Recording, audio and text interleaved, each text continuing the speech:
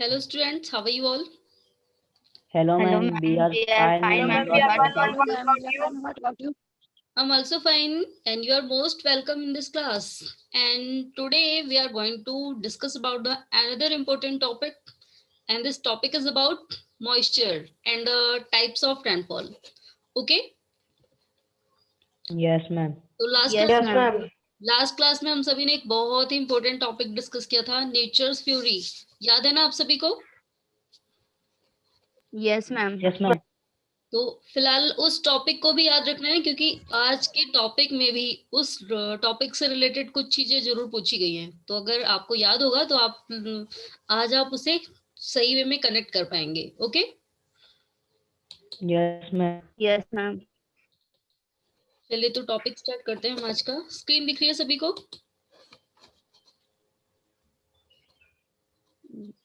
Yes, Yes, ma'am. ma'am.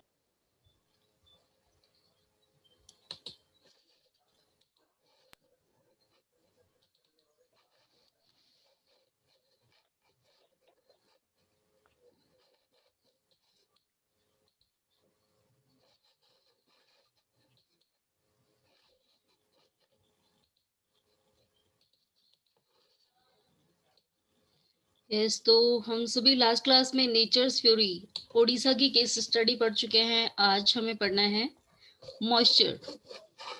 Okay, तो moisture क्या है? Yes, ma'am. आप सभी जानते हैं मॉइस्चर क्या है? What is moisture? यस, इस टॉपिक को स्टार्ट करने के पहले शो मी योर हैंड, कितने बच्चे जानते हैं व्हाट इज मॉइस्चर?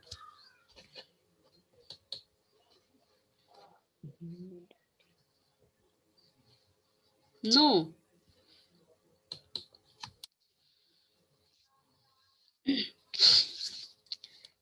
चलिए, मॉइस्चर होता है नमी देना किसी चीज को, नरमाहट देना। फिलहाल सर्दियों के मौसम में तो मॉइस्चर हमारी सबकी स्किन से गायब हो जाता है, एंड मॉइस्चराइज करने के लिए हम लोग क्रीम का इस्तेमाल करते हैं। चलिए, तो अब हमें ये पढ़ना है कि ये जो मॉइस्चर है फिलहाल ये हमारी बॉडी से रिलेटेड नहीं है। ये मॉइस्चर है हमारे एटमॉस्फेयर, हमारे आसपास के सराउंडिंग से रिलेटेड। तो ये मॉइस्चर क्या है, इसे हम कैसे डिफाइन कर सकते हैं, and what are the reason that affects our moisture. तो क्या क्या चीजें हैं जो हमारे मॉइस्चर को अफेक्ट करती हैं, कैसे हमारा मॉइस्चर रेडी होता है, कैसे तैयार होता है। Okay, Yes, ma'am.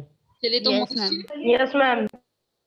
बेटा, इस टॉपिक को स्टार्ट करने के पहले सबसे पहले आप लोग ये बताएंगे कि लास्ट टॉपिक से रिलेटेड आप सभी को कोई डाउट या कोई क्वेश्चन है आपके माइंड में? No, ma'am. No, ma'am. No, ma'am. No, ma'am. Okay, तो let we move our topic. तो आज का जो हमारा टॉपिक है moisture. When water evaporates from land and different water bodies it becomes water vapour. तो बेटा, हम सभी जानते हैं कि जब वाटर एवोपरेट होता है तो वो एवोपरेट होने के बाद गायब नहीं हो जाता है, वो कहाँ चला जाता है? हमारी एयर में, वाटर वेपर के फॉर्म में। तो ये पानी की बूंदों के रूप में कन्वर्ट हो जाता है और हमारी एयर के साथ मिक्स हो जाता है। तो मॉइस्चर क्या होता है? Moisture in the air at any time is known as humidity, यानी कि हवा में मॉइस्चर का अमाउंट, उसकी उसमें नमी की मात्रा, इसे हम क्या बोलते हैं? Humidity. Okay, Yes, ma'am. Yes, ma'am. Yes, ma'am. Humidity हमारा एक न्यू वर्ड आ जाता है। ह्यूमिडिटी दैट मीन्स कि हमारे एयर में वाटर वेपर की मात्रा, हमारी एयर में वाटर वेपर कितनी अमाउंट में है, तो इसे ही हम क्या कहते हैं? ह्यूमिडिटी। तो ह्यूमिडिटी अकॉर्डिंग टू सीजन ये वेराई करती है, हर सीजन के अकॉर्डिंग जो ह्यूमिडिटी है ये कम या ज्यादा होती रहती है। When the air is full of water vapor, we call it's a humid day. तो जब हमारी एयर में वाटर वेपर फुल होता है, दैट मीन्स कि हमारी एयर में बहुत ज्यादा वाटर वेपर मिक्स हो जाता है, तो उसे हम क्या कहते हैं? Humid day. यानी कि आज का दिन बहुत ही आर्द्र है, यानी कि बहुत ही ऐसा दिन जिसमें बहुत सारे वाटर वेपर हमारी एयर में मिले हुए हैं। चलिए, तो अब आप ये बताएंगे कि ह्यूमिड डे जो है, क्या हम सभी इसे लाइक करते हैं या डिसलाइक करते हैं? दैट मीन्स कि जिस दिन हमारी एयर में बहुत सारे वाटर वेपर मिले हुए हैं, तो क्या वो दिन हमारे लिए अच्छा है या फिर हम उसे डिसलाइक करते हैं, हम उसे पसंद नहीं करते?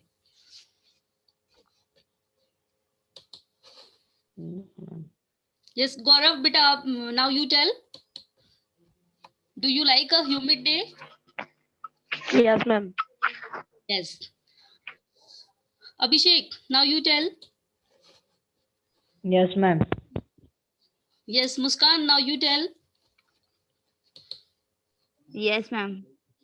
ओके, यानी कि आप सभी कंफ्यूज हैं। फिलहाल जब मैं आपकी क्लास में थी ना, तो मैंने भी सेम यही बोला था अपने टीचर को कि मुझे भी ह्यूमिड डे पसंद है। तो अब हमें इस डे के बारे में पढ़ना है कि ये डे ऐसा क्यों है भाई, हम इसे क्यों पसंद कर रहे हैं। तो अभी जब हम इसके बारे में पढ़ेंगे ना, तो सभी को डिसलाइक हो जाएगा, कोई भी पसंद नहीं करेगा इस डे को। तो देखिए, अब ह्यूमिड डे क्या होता है। As the air gets warmer, जब हमारी हवा बहुत ज्यादा गर्म हो जाती है, its capacity to hold the water vapour increase. तो इसके अंदर वाटर वेपर को इंक्रीज कर, दैट मीन्स वाटर वेपर को कैपेसिटी, वाटर वेपर कैच करने की कैपेसिटी जो होती है वो इंक्रीज हो जाती है। दैट मीन्स कि जैसे जैसे हवा गर्म होगी, उतना ज्यादा वो एवोपोरेट करेगी पानी को, और उतना ज्यादा उसमें वाटर वेपर ज्यादा होते जाएंगे। एंड ये फिर हमारी एयर को मोर ह्यूमिड बना देगी, बहुत ज्यादा नमी वाला। And on a humid day clothes take longer to dry. तो जो एक ह्यूमिड डे होता है, उस दिन कपड़ों को सूखने में बहुत ज्यादा टाइम लगता है। एंड दूसरी बात, sweat from our body does not evaporate easily. और हमारी बॉडी हमारी बॉडी से जो स्वीट रिलीज होता है, दैट मीन्स की जो पसीना रिलीज होता है, वो भी जल्दी नहीं सूख पाता है, making us feel very uncomfortable. और इससे हम बहुत ही अनकंफर्टेबल फील करते हैं। चलिए, तो अब आपको ह्यूमिड डे के बारे में पता लग गया, ह्यूमिड डे कौन सा होता है। Yes, ma'am. Yes, Yes, ma'am. ma'am. तो बेटा, अगर मोस्टली हम बात करें Yes, ma'am. हिल रीजन्स की, पहाड़ी इलाकों की, तो वहां पर ह्यूमिड डे होता है, क्योंकि ये सारी जो हवाएं हैं ना, जितना भी उसमें वाटर वेपर है, वो सारा जाकर के वहां एज इट इज रुक जाता है, क्योंकि वहां पर एवोपरेशन होने का, यानी कि और ऊपर जाने का कोई रास्ता नहीं है। तो इसीलिए जो हिली एरियाज हैं, जो हिल रीजन्स हैं सारे, वहां की जो हवा है वो सबसे ज्यादा ह्यूमिड होती है, क्योंकि उसमें वाटर वेपर सबसे ज्यादा है। एंड अगर हम वहां के लोगों से बात करें कि आपको अपने आसपास का मौसम अच्छा लगता है, तो नहीं, क्योंकि उनके आसपास की कपड़े भी नहीं सूखते, क्योंकि उसमें वाटर वेपर पहले से ही है, हवा गीली हो चुकी है, तो वो कपड़ों को कैसे सुखाएगी। क्योंकि जो एयर है वो कपड़ों को सुखाने के लिए जब कैपेबल होगी, जब उसमें वाटर वेपर की मात्रा, वाटर वेपर अमाउंट में कम होगा, एंड वो हवा सूखी होगी। वो गर्म हवा होनी चाहिए, वाटर वेपर नहीं होनी चाहिए उसमें। एंड ये देखिए, दूसरा, कपड़े भी नहीं सूख पाएंगे, एंड दूसरा, अगर हमारी बॉडी से स्वेट रिलीज होता है, पसीना होता है, तो वो भी नहीं सूख पाएगा, क्योंकि हमारी आसपास की जो एयर है उसमें वाटर वेपर ज्यादा हैं। Okay. Yes, ma'am. Yes, ma'am. अब ऐसा कोई भी है जिसे ह्यूमिड वेदर पसंद है? नो। तो ह्यूमिड वेदर को अब कोई भी नहीं पसंद करेगा। चलिए, तो अब हम आगे आते हैं नेक्स्ट। अब हम सभी जान चुके हैं कि we feel uncomfortable in humid weather, और नेक्स्ट टाइम से हमें याद भी रहेगा। चलिए, अब आगे बढ़ते हैं। When the water vapor rises, जब ये ऊपर उठता जाता है, it start cooling। तो हम सभी जानते हैं कि ये ऊपर जाते जाते ठंडा हो जाता है। नीचे तो ये एवोपरेशन जब इसका होता है, तो ये गर्म गैस के रूप में होता है, लेकिन जैसे जैसे ये बहुत ऊपर जाता जाता है, ठंडा होता जाता है। The water vapour condense, causing formation of droplets of water. And ऊपर जाने के बाद ये कंडेंस हो जाते हैं, एंड ये जो पानी की जो बूंदे हैं सारी कंडेंस हो जाती हैं, और वहीं पर क्लाउड्स फॉर्मेशन होता है। तो clouds are just masses of such water droplets. तो हम सभी ये जानते हैं, फिलहाल एवोपरेशन हम लोग थर्ड फोर्थ फिफ्थ क्लास सब में ही पढ़ते आ रहे हैं, और हम सभी को क्लाउड्स फॉर्मेशन के बारे में पता है, क्लाउड्स फॉर्मेशन कैसे होता है, जानते हैं ना सभी। Yes, ma'am. तो अब जो क्लाउड फॉर्मेशन है वो कैसे होता है, जब ये सारी वाटर वेपर बहुत ऊपर जाकर के सारी ही कूलिंग होना स्टार्ट हो जाती हैं, एंड ये सारी ही वाटर वेपर कंडेंस हो जाती हैं। कंडेंस का मतलब होता है जम जाना। तो ये सारी ही वहां पर जाके जम जाती हैं, किसके रूप में, क्लाउड्स के रूप में। एंड क्या होता है फिर, when the droplets of water become too heavy, जब ये पानी की बूंदे बहुत ज्यादा हो जाती हैं टू फ्लोट इनटू एयर, तब ये वहां पर तैरने लायक नहीं रह जाती। Then they come down at the precipitation. तो जब वहां पर ड्रॉपलेट्स की मात्रा ज्यादा हो जाती है, ये अमाउंट्स में ज्यादा हो जाती है, तब ये दोबारा से जमीन की तरफ गिरने लगती हैं एज अ प्रेसिपिटेशन, यानी कि वर्षा के रूप में, बारिश के रूप में। चलिए, तो नेक्स्ट टॉपिक है हमारा jet planes flying in the sky. तो बेटा आप सभी ने जेट प्लेन, रॉकेट वगैरह देखा होगा आसमान में उड़ते हुए, देखा है सभी ने? Yes, Yes, ma'am. ma'am. And जब ये रॉकेट या ma'am. जेट प्लेन जब लैंड करते हैं Yes, ma'am. पीछे, आपने देखा होगा रॉकेट तो बहुत छोटा सा होता है, लेकिन उसके पीछे जो है वो एयर छूटी हुई जाती है, यानी कि वो वे दिखता है, वो रास्ता दिखता है जहां से वो जेट प्लेन होकर के गुजरा है। दिखता है ना आप Yes, सभी ma'am. को? Yes, Yes, ma'am. ma'am. Yes, ma'am. Yes, ma'am. And जब छोटे होते थे हम लोग तो उसे नोटिस भी करते थे कि ये देखो कितनी बड़ी हवा जा रही है कि दूर तक, बहुत हैरान होकर के देखते थे उधर। फिलहाल वो जेट प्लेन तो छोटा सा ही होता है, लेकिन वो रास्ता बड़ा सा बनाता हुआ जाता है। तो अब हमें इसका वो रास्ता क्यों दिखता है? तो वो इस वजह से दिखता है वो वाइट ट्रेल, इसकी सफेद सी पूंछ हमें दिखती है बिहाइंड देम। उसके पीछे क्यों दिखती है वो पूंछ? The moisture from their engines condense, क्योंकि उसके इंजन से जो एयर छूटती है, जो मॉइस्चर, जो नमी छूटती है, वो कंडेंस होती जाती है। क्योंकि ये ऊपर लैंड करता है तो वहां पर गर्म हवा नहीं होती, थोड़ी ठंडी हवा होती है, एंड इसलिए ही जो भी ये इंजन के थ्रू एयर वगैरह छोड़ता है हवा, वो कंडेंस होती जाती है। And we see trail of the condense moisture for some time.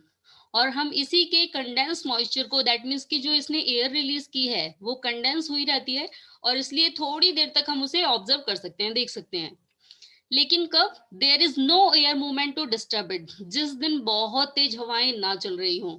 लेकिन जिस दिन तेज हवाएं चलेंगी उस दिन ये बहुत जल्दी डिसअपियर हो जाएगा, बहुत जल्दी गायब हो जाएगा। और ऐसा इसलिए क्योंकि जब हवाएं चलती हैं तो वहां पर hot air and cold air दोनों ही मिक्सअप होती रहती हैं, और दैट इज वाई ये कंडेंसन, जो कंडेंस वाली प्रोसेस है, ये नहीं हो पाएगी। तो जिस दिन काफी तेज एयर मूव करेगी उस दिन हमें ये नहीं दिखाई देगी ट्रेल, व्हाइट ट्रेल। लेकिन जिस दिन no air movement to disturb it, यानी कि जिस दिन कोई हवा नहीं है उसे डिस्टर्ब करने के लिए, तो वहां पर हम इस व्हाइट ट्रेल को देख सकते हैं। Okay? Yes, ma'am. Yes, ma'am. Yes, ma'am. Yes, ma'am. अभी इतना जितना भी पढ़ाया गया आप सभी को समझ आया? Yes, ma'am. Yes, ma'am. Yes, ma'am. Yes, ma'am. Next है प्रेसिपिटेशन, दैट मींस की बारिश, that comes down to the earth in liquid form is called rain. तो हम सभी जानते हैं कि ये लिक्विड फॉर्म में हमारी अर्थ पे आती है और इसे हम रेन कहते हैं। Most of the ground water comes from rain water, और जो अधिकतर, जो हमारा मोस्टली जो ग्राउंड वाटर है, यानी कि जमीन के नीचे का पानी, वो रेन वाटर ही है। जो हम लोग हैंडपंप या फिर मोटर वगैरह के थ्रू जो हम यूज करते हैं वेल्स के थ्रू, तो ये जो ग्राउंड वाटर है मोस्टली रेन वाटर से ही आता है। एंड जो प्लांट्स हैं, प्लांट्स हेल्प प्रिजर्व वाटर। तो जो ये प्लांट्स हैं ये पानी को बचाए रखते हैं। क्यों बचाए रखते हैं? क्योंकि जो इनके रूट्स हैं वो उसे बाइंड करे रहती हैं पानी को, ये अपनी जड़ों के साथ खींचे रहती हैं पानी को। चलिए अब नेक्स्ट पूछा है आपसे, when trees on hill sides are cut what's happen. अगर what's happen when trees on hill sides are cut, तो अगर पहाड़ी इलाकों में पेड़ों को काट दिया गया तो क्या होगा? जस्ट कौन बताएगा इसका answer? Yes, Abhishek Pandey, now you tell बेटा, what's happen when trees on hill sides are cut?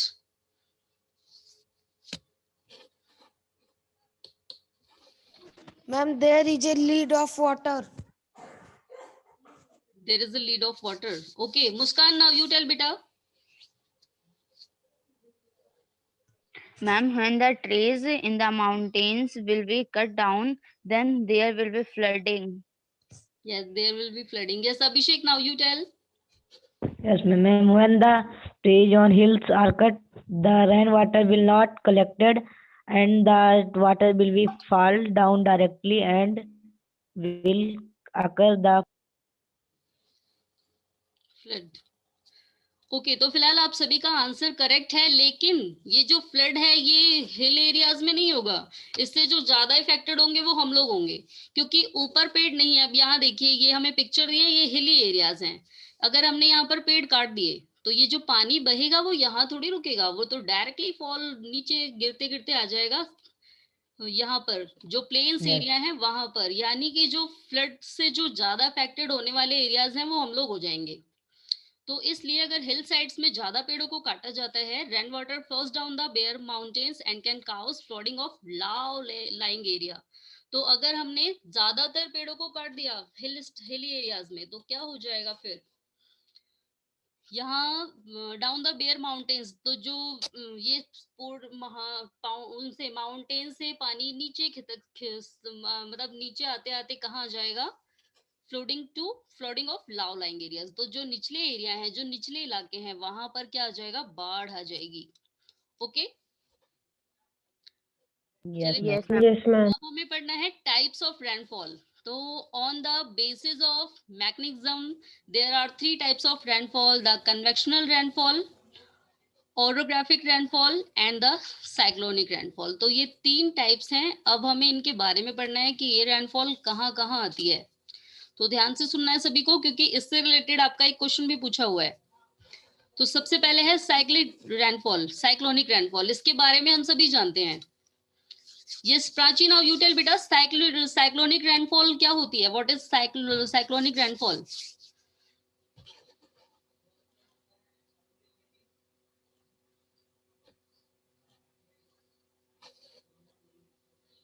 Yes Gaurav, now you tell. Yes, ma'am. Ma'am, the rainfall which falls in the cyclones are called cyclonic rainfalls.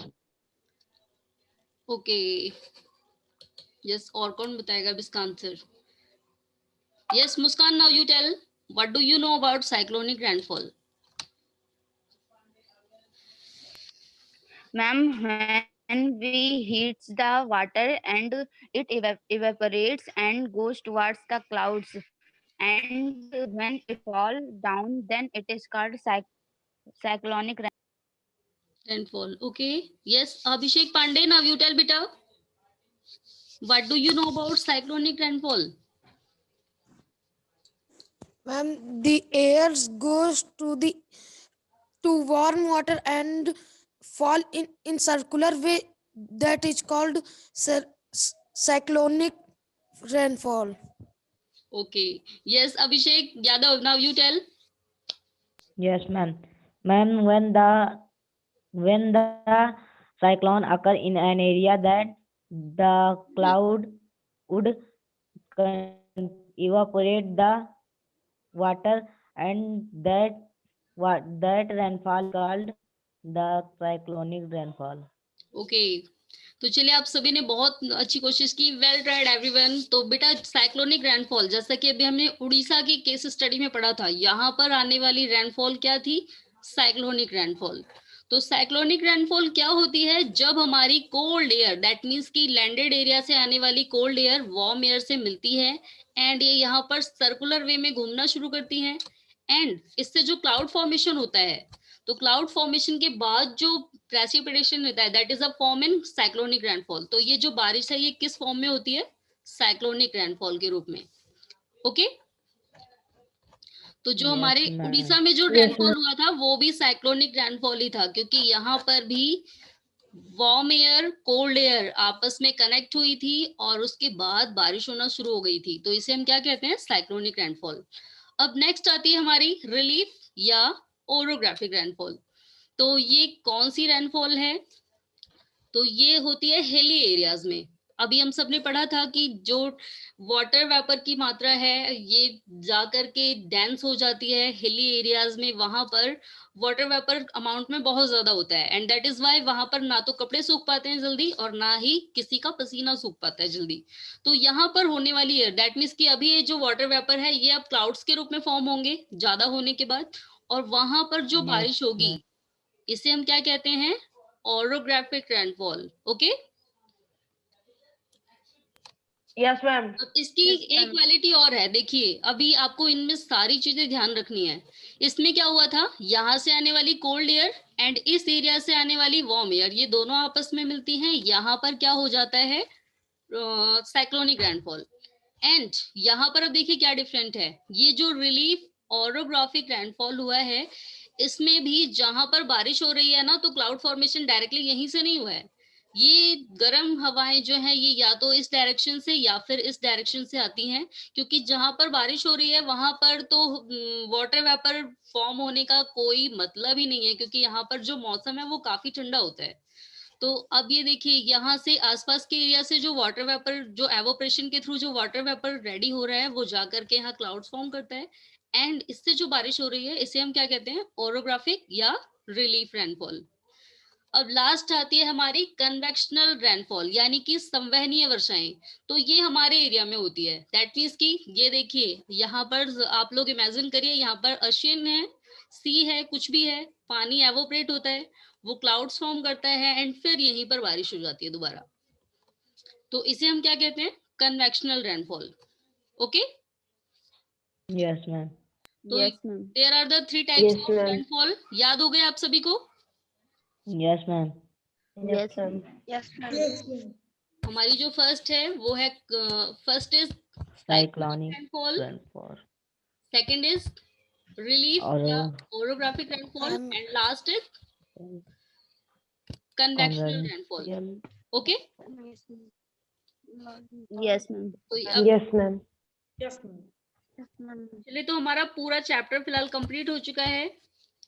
अभी आगे छोटा सा topic रहता है, rainfall is very important for the survival of plants and animals. तो हम सभी जानते हैं कि रेनफॉल बहुत जरूरी है, बारिश होना बहुत जरूरी है प्लांट्स एंड एनिमल्स के सर्वाइवल के लिए, क्योंकि बारिश नहीं होगी तो कुछ टाइम बाद पानी की कमी हो जाएगी, and plants and animals do not get water. It bring fresh water to the earth surface. एक रेनफॉल ही है जो फ्रेश वाटर को हमारी अर्थ सरफेस पे लेके आती है, यानी कि ताजा पानी मिल जाता है हमारी नदियों में, तालाबों में, झीलों में। जो फ्रेश वाटर आता है वो रेनफॉल के थ्रू आता है। If rainfall is less, water scarcity and the drought occur. On the other hand, if it is more, flood take place. तो अगर पानी कम होगा, रेनफॉल कम होगी, तो ड्राउट आ जाएगा, बहुत सारे एरिया में पानी की कमी हो जाएगी, सूखा पड़ जाएगा। एंड अगर ये ज्यादा होती है तो ज्यादा कब हो सकती है, जब बहुत सारे पेड़ों को काट दिया गया हो, तो या तो बारिश बहुत ज्यादा आएगी या फिर बहुत कम आएगी। तो दोनों ही हमारे लिए फिलहाल ठीक नहीं है। अगर लेस रेनफॉल होता है तो पानी की कमी हो जाएगी एंड ड्राउट आ जाएगा, एंड दूसरा अगर ये ज्यादा होती है तो फ्लड आएगा, या फ्लड आ जाएगा और बहुत सारे एरिया पानी से डूब जाएंगे। चलिए, तो ये जो टॉपिक पढ़ाया आज हमने, सभी को समझ आया? Yes, Yes, ma'am. ma'am. Yes, ma'am. Okay, किसी को कोई डाउट तो नहीं है? No, ma'am. नो। चलिए, तो बेटा अब हम सभी को एक्सरसाइज डिस्कस करनी है, एंड सभी को रेडी रहना है, इसका आंसर Yes, सभी ma'am. को बताना है। Okay, Yes, ma'am. फिलहाल ये ज्योग्राफी जो है ना आपकी, ये सबसे ये बहुत इंटरेस्टिंग सब्जेक्ट है, क्योंकि इसमें जो क्वेश्चन पूछे जाते हैं, मुझे नहीं लगता कि इसमें थोड़ा सा भी घुमा फिरा के पूछा हुआ है हिस्ट्री की तरह, नहीं ना? तो इसमें No, जो ma'am. आपने टॉपिक No, ma'am. पढ़ा है, अगर उसे बहुत अच्छी तरह आपने समझ लिया तो ये सारे आंसर आप कर लेंगे इजिली। चलिए, फर्स्ट क्वेश्चन है, what is atmosphere? Yes, show me your hand. किन किन को कौन कौन जानते हैं इसका answer?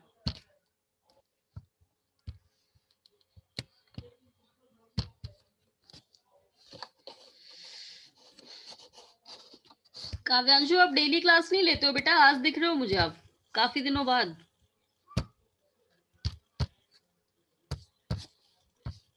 Yes Gaurav, now you tell बेटा, what is atmosphere? Yes, ma'am. Ma'am, on our Earth, the Earth is surrounded by a huge blanket is called atmosphere. All living beings are dependent on the atmosphere for their survival. Okay, very good. चलिए, next question हमारा, which two gases make the bulk of the atmosphere? Yes Abhishek Pandey, now you tell बेटा। यहाँ पर bulk की meaning है विस्तार, that means कि हमारे एटमॉस्फेयर का विस्तार करने वाली दो मेन गैसेस कौन कौन सी हैं? Yes Abhishek Pandey. Ma'am, oxygen. Yes, and another important gas? एक तो ऑक्सीजन हो गई, and second?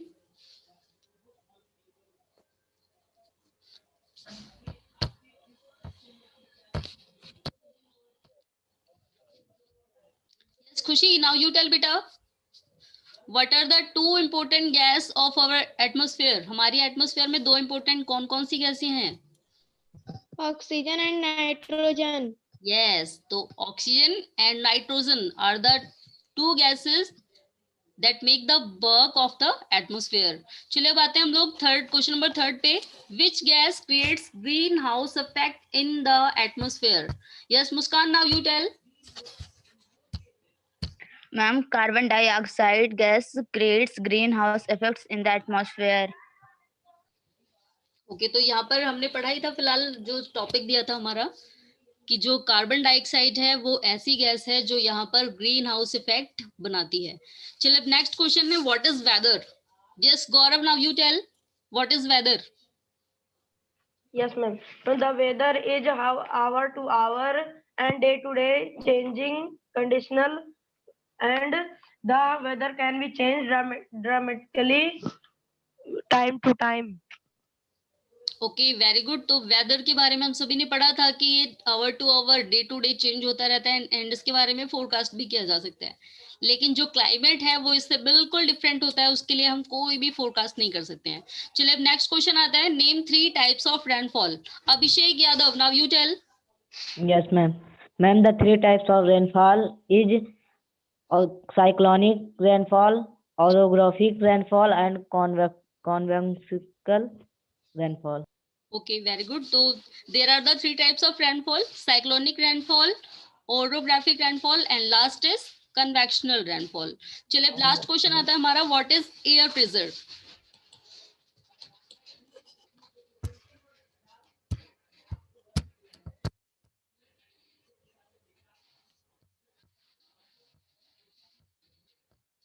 What is air pressure?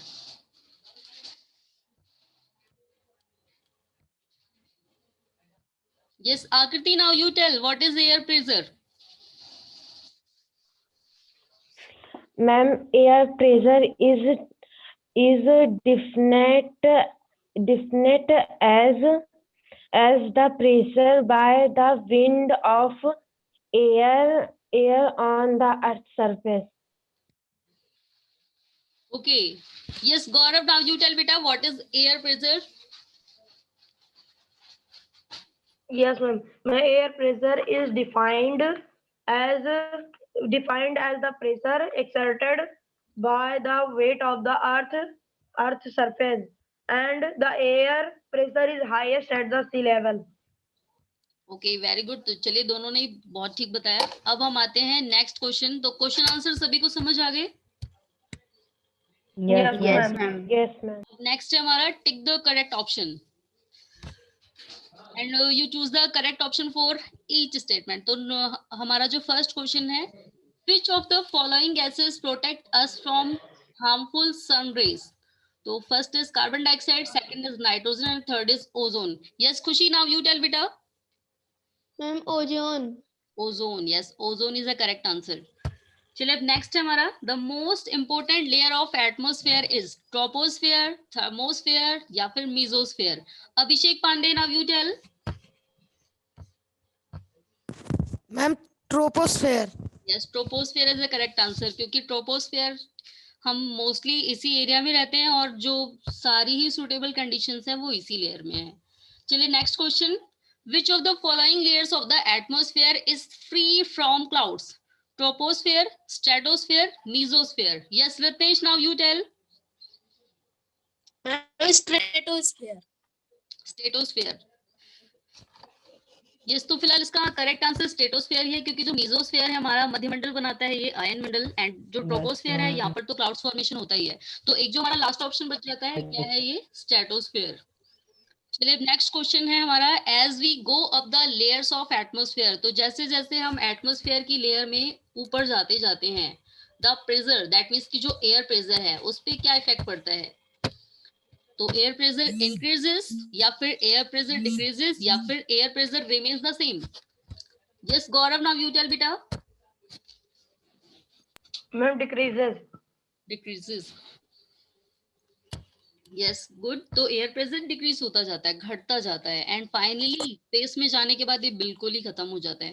चलिए लास्ट क्वेश्चन है, when precipitation comes down to the earth in the liquid form, it is called dash. Yes Abhishek, now you tell beta. Ma'am, rain. Rain. तो ये भी हो चुका है हमारा। अब नेक्स्ट है मैच द फॉलोइंग। फर्स्ट है हमारा ट्रेड वाइंड, इसे किससे मैच करेंगे? Incoming solar energy, seasonal wind, horizontal movement of air, layers of ozone gas, permanent wind या फिर लोकल विंड। यस गौरव? Permanent wind. Permanent wind, trade wind, permanent wind.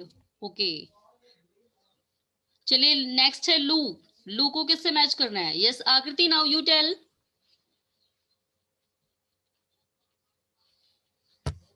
Ma'am, local wind. No, local wind से match करना है इसे।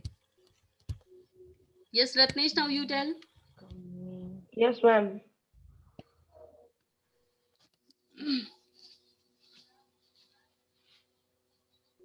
Yes Yes, ma'am, correct.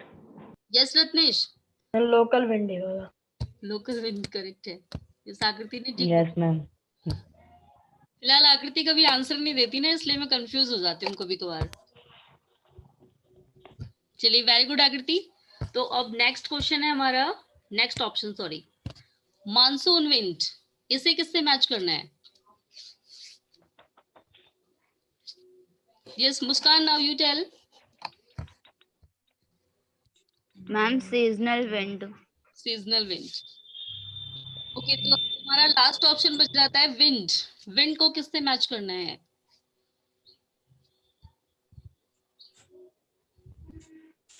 वो हमारे दो option बचे हुए हैं अभी, incoming solar Ma'am, energy three. या फिर horizontal movement of air. Yes, ma'am, ये होगा। Ma'am, horizontal movement movement of of air. air. Yes horizontal movement of air, क्योंकि इनकमिंग सोलर एनर्जी ये नहीं है हमारा। Ma'am, incoming solar energy that means कि ये है टाइडल एनर्जी। तो अभी हमें इसे किससे मैच करना है? विंड को horizontal movement of air. Okay, Yes, ma'am. अब आते हैं हम लास्ट क्वेश्चन पे। फिलहाल लास्ट नहीं, अभी क्रॉसवर्ड पजल दिया हुआ है। चलिए फोर्थ क्वेश्चन, गिव रीजंस। तो आपको इनके लिए रीजंस देने हैं, ऐसा क्यों होता है? Wet clothes take longer time to dry on a humid day. तो गीले कपड़ों को सूखने में ह्यूमिड डे में, दैट मींस कि पहाड़ी इलाकों में अगर लोग कपड़े सुखाते होंगे तो इन्हें ज्यादा टाइम क्यों लगता होगा? Yes Gaurav, now you tell. Yes, ma'am.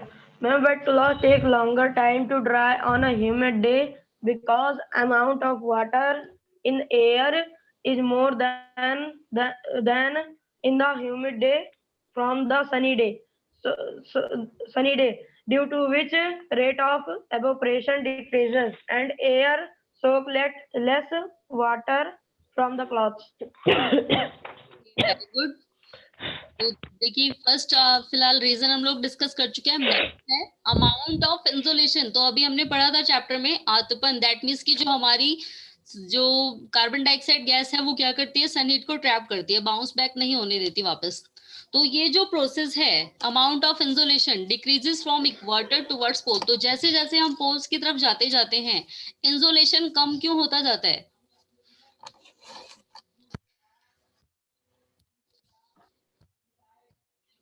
Yes Muskan, now you tell. Ma'am, amount of insolation decreases from equator towards pole because there the sun rays could not reach properly. Yes Abhishek, now you tell. Ma'am, amount of insolation decreased from the equator toward pole because insolation is the incoming energy, solar energy intercepted by the earth, and the sun rays vertically falls on the equators. Yes, Gaurav, now you tell. Yes, ma'am. Ma'am, insolation is the incoming solar energy intercepted by Earth. Amount of insolation decreases from the equator to the poles because sun rays fall vertically on the equator and slanting on the poles. Okay, very good.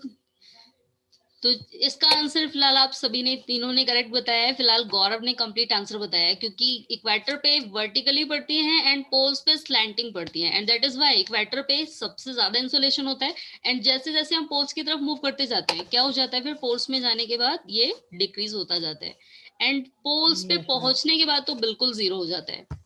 Okay Yes, ma'am. Yes, ma'am. Yes, ma'am. Yes, ma'am. चलिए, तो आज आपको homework में ये सारी चीजें करनी है। एक हमारा क्रॉसवर्ड पजल रह रहा है, और ये फिलहाल आपने इससे पहले वाले चैप्टर का भी किसी ने सेंड नहीं किया अभी तक, तो जिसने नहीं किया है दैट मीन्स Ma'am. उसको नहीं आता है। यस अभिषेक, आपने किया था? Yes, ma'am. Okay Yes, ma'am. Send किया था मैंने। ओके, मैं Yes, चेक ma'am. करूंगी फिलहाल अभी किसने सेंड किया है।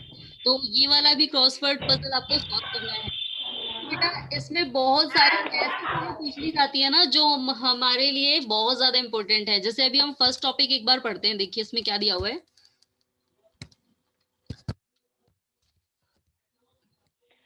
यस, ये तो सभी जानते हैं, amount of water vapour in air, क्या कहते हैं हम इसे?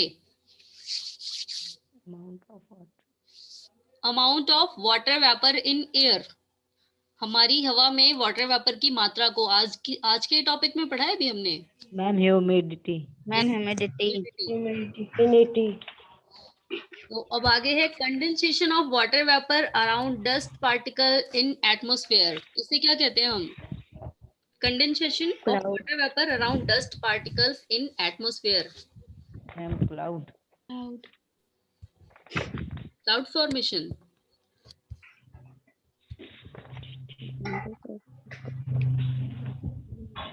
इसे पता है इसका आंसर? ये आपसे सेकंड नंबर में पूछा है, ये केवल आपका 5 वर्ड्स का है, तो क्या आएगा यहाँ Ma'am, पर? cloud ही होगा. Ma'am, cloud. Cloud. Clouds, yes cloud is the correct answer. चलिए फिलहाल इसमें टाइम ओवर होने वाला है।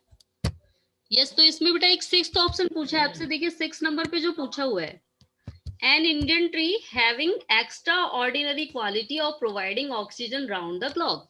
तो आपको पता है हमारे इंडिया में ही नहीं, फिलहाल बाकी एरियाज में भी जो ट्रीज हैं उन सभी में ये क्वालिटी है कि आप हमें ये बोला जाता है स्ट्रिक्टली कि रात के समय कोई भी पेड़ के नीचे नहीं सोएगा।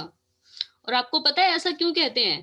क्योंकि मोस्टली पेड़ रात के टाइम ऑक्सीजन के बजाय कार्बन डाइऑक्साइड रिलीज करते हैं, तो यानी कि वो भी कार्बन डाइऑक्साइड रिलीज करेंगे, हम भी कार्बन डाइऑक्साइड रिलीज करेंगे, तो जो बैलेंस है वहां पर वो बिगड़ जाता है। एंड कभी कभार हमें पेड़ के नीचे लेटे होने के बावजूद हमें ऐसा लगता है कि हम लोग बहुत ही अनकंफर्टेबल फील कर रहे हैं। तो अब आपको एक ऐसे ट्री का नाम ढूंढना है जो रात के टाइम पे भी, दैट मीन्स की क्लॉक राउंड टाइम, तो रात में 12 बजे, मतलब 12 बजे के बाद भी ये ऑक्सीजन ही प्रोवाइड करता है। Ma'am, people. Okay Yes, ma'am. Yes, ma'am. चलिए, तो फिलहाल आपको ये सारे ही सॉल्व करने हैं, एंड देखते हैं सबसे पहले कौन कर पाता है इससे ये पूरा पजल सॉल्व करना है।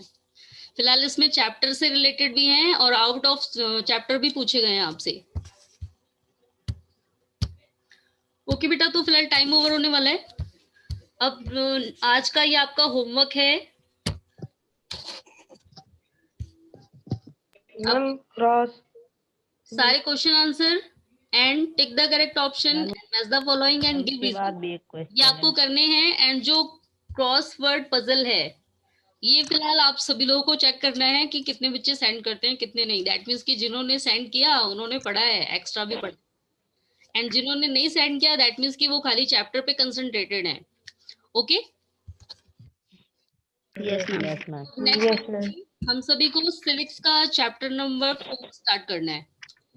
ओके बेटा, Yes, ma'am. Yes, ma'am. आज के लिए इतना ही, अभी फिलहाल मीटिंग भी एंड होने वाली है। फिर goodbye everyone. Ma'am, goodbye. Goodbye.